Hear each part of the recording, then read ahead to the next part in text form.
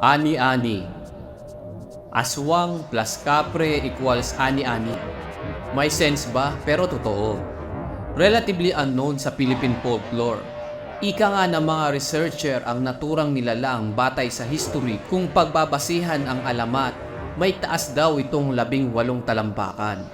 O maaaring kasing taas ng 1.5 palapag na gusali. Sinasabi na naglalabas ito ng napakabahong amoy na mas mabaho pa sa kambing. At tulad ng aswang, ang ani-ani ay may mga kakayahan na magpalit ng anyo.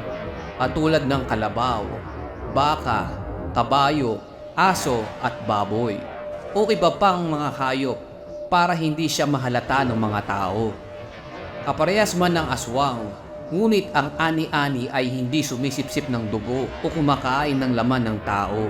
Trip lang nitong manakot ng mga taong dumadaan, lalo na pag napadaan ka sa teritoryo nila.